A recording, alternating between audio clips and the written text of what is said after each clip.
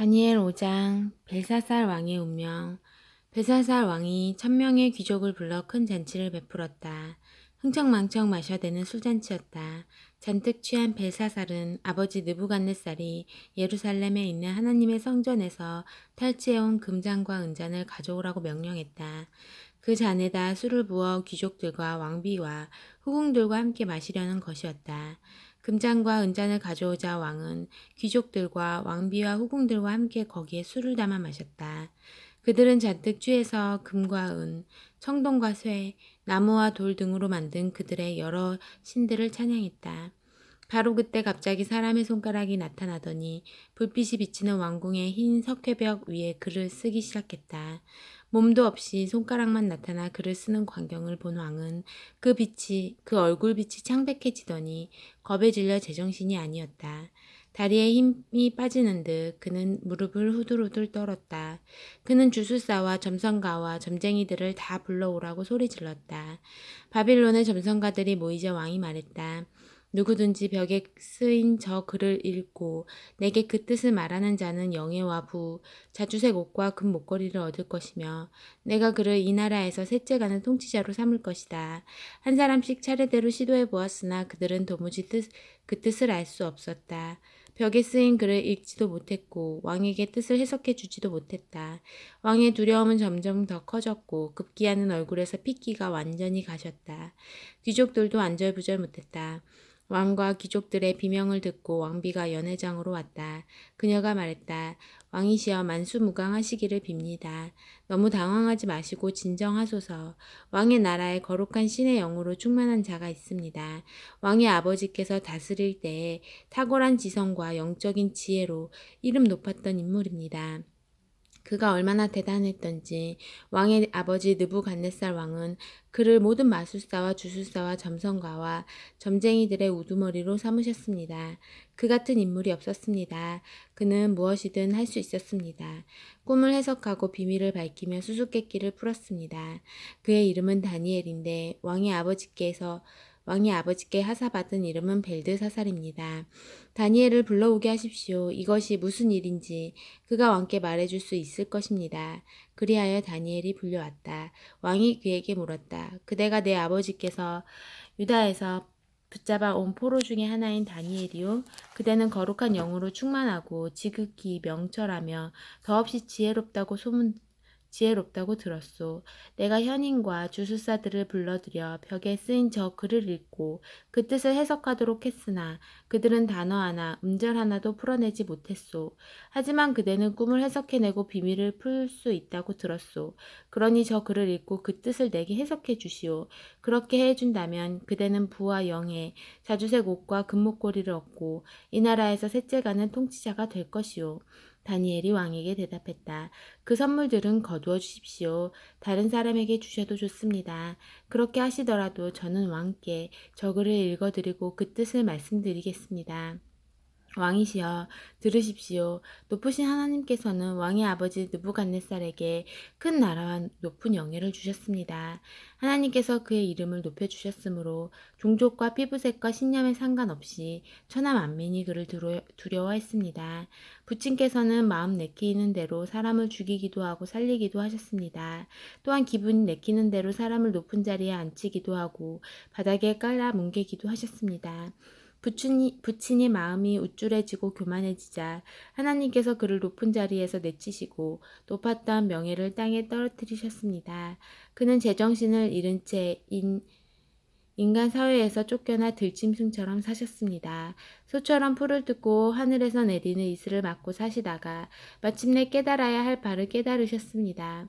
그것은 높으신 하나님께서 인간 나라들을 다스리시고 그분이 택하신 자에게 나라를 주어 맡기신다는 사실입니다.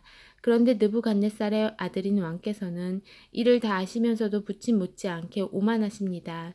보십시오. 왕께서는 감히 하늘의 주께 도전하셨습니다. 왕께서는 그분의 성전에서 가져온 신성한 잔들을 왕의 술자리에 가져오게 해서 왕의 귀족들과 왕비와 후궁들과 함께 거기에 술을 담아 마셨습니다. 그 신성한 잔을 은과 금, 청동과 쇠, 나무와 돌로 만든 왕의 신들, 보지도 듣지도 지각하지도 못하는 신들을 위해 축배용으로 사용했습니다. 왕의 생사를 손에 쥐고 계신 살아계신 하나님을 능멸하셨습니다. 그러므로 하나님께서 손을 보내셔서 벽에 저 글을 쓰게 하신 것입니다. 쓰인 글은 이렇습니다. 메데, 데겔, 베레스. 이 단어들의 뜻은 이렇습니다. 메네, 하나님께서 왕의 통치 날수를 세어보시니 그 수가 맞지 않았다. 데겔, 왕을 저울에 달아보시니 무게가 모자랐다.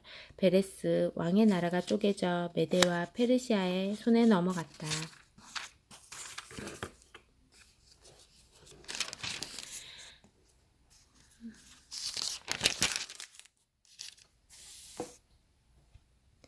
벨사살은 약속을 이행했다. 그는 다니엘에게 자주색 옷을 입혔고 그의 목에 커다란 금목걸이를 걸어 주었으며 그를 그 나라에서 셋째 가는 통치자로 삼았다.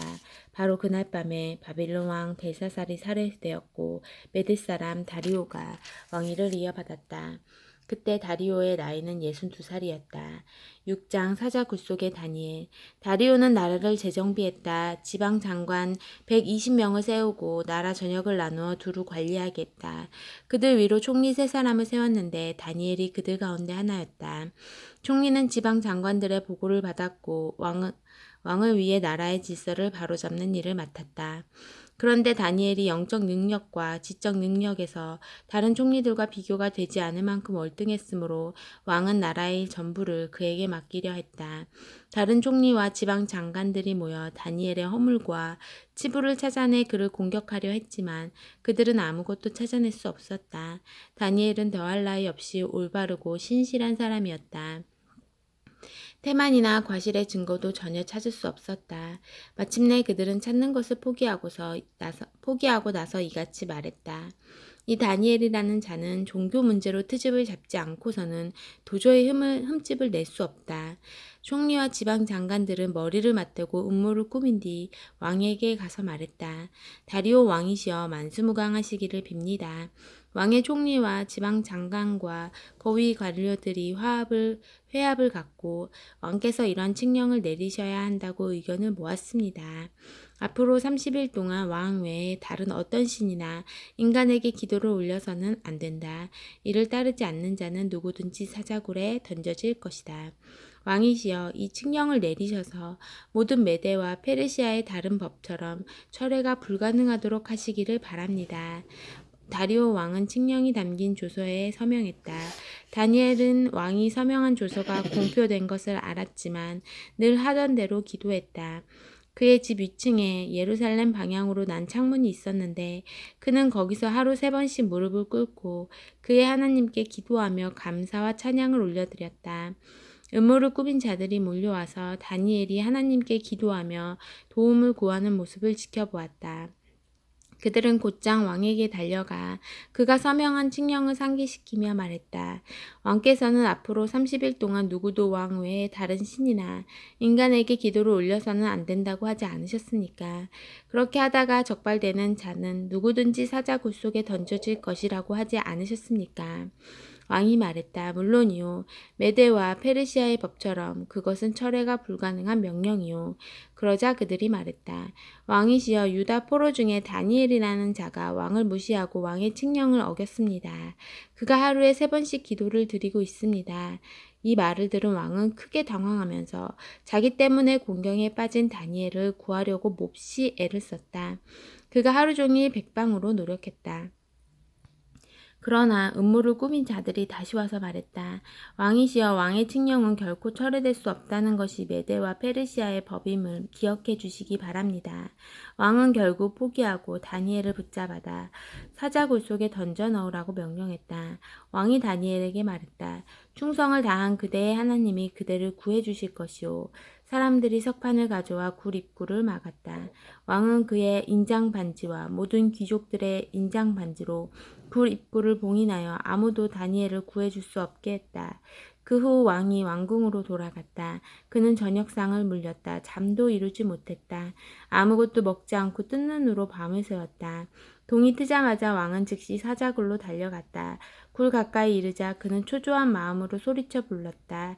살아계신 하나님의 종 다니엘이여 충성을 다한 그대의 하나님이 그대를 사자들에게서 구해 주셨소. 다니엘이 말했다. 왕이시여 만수무강하시기를 빕니다. 저의 하나님께서 천사들을 보내시고 사자들의 입을 막으셔서 사자들이 저를 해치지 못하게 하셨습니다. 하나님 앞에서 그리고 왕 앞에서 제가 결백하다는 사실이 입증되었습니다. 저는 결코 왕을 해하려고 한 적이 없습니다. 이 말을 들은 왕은 몹시 기뻤다. 그는 다니엘을 굴에서 끌어올리라고 명령했다. 다니엘이 올라왔는데 그에게는 상처 자국 하나 없었다. 그가 자기 하나님을 신뢰했기 때문이다. 왕은 다니엘을 밀고 한 음모자와 그 처자식들을 사자굴에 던져 넣으라고 명령했다. 그들이 굴 밑바닥에 닿기도 전에 사자들이 달려들어 그들을 물어 뜯고 갈기갈기 찢어버렸다. 다리오 왕은 종족과 피부색과 신념에 상관없이 그 땅의 모든 백성에게 이같이 공포했다. 그대들에게 평화가 있기를, 평화가 넘치기를 바란다. 내가 칙령을 내리노니 내 나라에 사는 모든 백성은 다니엘의 하나님을 예배하고 경외해야 한다. 그분은 살아계신 하나님이시오 영원히 다스리신다. 그분의 나라는 쇠하지 않는다. 그분의 통치는 영원하다. 그분은 구원자이시며 구조자이시다. 그분은 하늘과 땅에서 실로 놀라운 기적을 행하시는 분이다. 그분이 다니엘을 사자들의 입에서 구해주셨다. 7장 네 마리 짐승 환상. 바빌론 왕 벨사살 1년에 다니엘이 꿈을 꾸었다. 침상에 누워 자다가 본 환상에 그는 혼비백산했다. 그것은 악몽이었다. 그는 그 꿈을 글로 적었다. 그날 밤 꿈에서 나는 하늘에 내 바람이 바다에 휘몰아치고 거대한 폭풍을 일으키는 것을 보았다. 그러자 바다에서 서로 다르게 생긴 거대한 짐승 4마리가 올라왔다. 첫째 짐승은 사자같이 생겼고 독수리의 날개를 가지고 있었다. 내가 지켜보고 있는 사이 짐승의 날개가 뽑히더니 몸이 퍼져 사람처럼 두 발로 서게 되고 사람의 마음까지 지니게 되었다. 그 다음 본 두 번째 짐승은 곰처럼 생겼고 이리저리 휘청거리며 서 있었는데 입에 갈빗대 3개를 물고 있었다. 누군가가 그에게 말했다. 덮쳐라 삼켜라 배가 터지도록 먹어라. 그 다음 또 다른 짐승을 보았는데 이번에는 표범처럼 생긴 짐승이었다. 짐승의 등에 새의 날개가 4개가 달려있고 머리도 4개인데 그가 통치권을 부여받았다. 그 후 4번째 짐승이 꿈에 나타났다. 그 짐승은 정말 소름 끼칠 정도로 무시무시했다. 커다란 쇠 이빨을 가지고 있어서 먹이를 우두둑 씹어 꿀꺽 삼켰으며 남은 것은 모조리 짓밟아 뭉갰다. 그 짐승은 다른 짐승들과 달랐다. 뿔이 10개나 달린 진짜 괴물이었다. 내가 그 뿔들을 주시하며 그 의미하는 바를 생각하고 있는데 뿔 하나가 또 돋아났다. 자그마한 뿔이었다. 본래 있던 뿔 중에 3개가 뽑혀나가면서 새로 돋아난 뿔에 자리를 내주었다. 자그마한 그 뿔 안에는 사람의 눈이 여러 개 있고 커다란 입까지 있어서 거만하게 떠들어댔다. 내가 그것들을 지켜보고 있는데 보자들이 놓이고 옛적부터 계시는 분이 앉아 계셨다. 그분의 옷은 눈처럼 희고 그분의 머리카락은 양털같이였다. 그분의 보좌는 불꽃처럼 타올랐고 그 바퀴들은 활활 타는 불길 같았다. 그 보좌로부터 불의 강이 쏟아져 나왔다.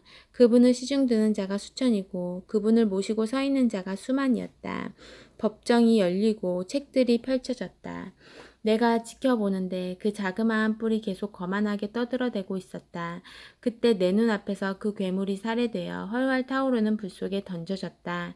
다른 짐승들은 얼마 동안 연명했으나 실제로는 죽은 목숨이었고 통치력도 잃었다. 이어 꿈에서 나는 인자처럼 보이는 어떤 이가 회오리 구름을 타고 오는 광경을 보았다. 그가 옛적부터 계시는 분께 이르러 그분 앞으로 인도되었고 통치권을 왕의 위엄과 영광을 부여받았다. 이제 종족과 피부색과 신념에 상관없이 만민이 그를 섬길 것이다. 그의 통치 영원하고 끝이 없으리라. 그의 권세 무궁하여 변치 않으리라. 그러나 나 다니엘은 혼란스러웠다. 꿈에서 본 환상들로 마음이 복잡했다. 그래서 거기 서 있는 이들 중 하나에게 가까이 가서 내가 본 것이 무슨 뜻인지 물었다. 그러자 그가 내게 그 꿈을 해석해 주었다. 그가 말했다. 그 거대한 짐승 4마리는 앞으로 지상에 나타날 내 나라를 뜻한다. 그러나 결국 높으신 하나님의 거룩한 백성이 나라를 얻을 것이며 영원히 그렇다 영원무궁히 그 나라를 차지하게 될 것이다.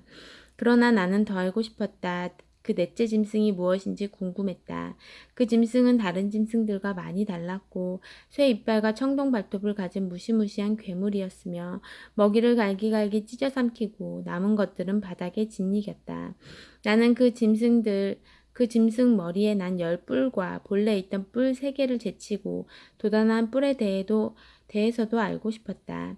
새로 난 뿔에는 눈들이 달려 있었다. 그 입은 오만하게 떠들어댔으며 다른 뿔들을 압도했다. 나는 그 뿔이 하나님의 거룩한 백성과 전쟁을 벌여 그들을 이기는 광경을 지켜보았다. 그러나 그때 옛적부터 계시는 분이 개입하셔서 높으신 하나님의 백성을 위해 모든 일을 바로잡아 주셨다. 마침내 하나님의 거룩한 백성이 나라를 차지했다. 거기 옆에 서 있는 이가 이어서 말했다. 넷째 짐승은 지상에 나타날 넷째 나라다. 그것은 앞선 세 나라들과 다를 것인데 닥치는 대로 씹어먹고 뱉어내는 그야말로 괴물나라가 될 것이다. 그 10뿔은 그 나라에 차례대로 등장할 10왕이다.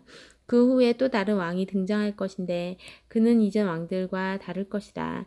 먼저 그는 앞에 세 왕부터 제거할 것이다. 그런 다음 높으신 하나님을 모독하고 높으신 하나님을 따르는 이들을 핍박하면서 거룩한 예배와 윤리적 법도를 아주 없애버리려고 할 것이다. 하나님의 거룩한 백성은 한 때와 두 때와 반 때 동안 그의 핍박을 받을 것이다. 그러나 법정이 열리면 그 뿔은 권세를 빼앗기고 멸절될 것이다. 그러면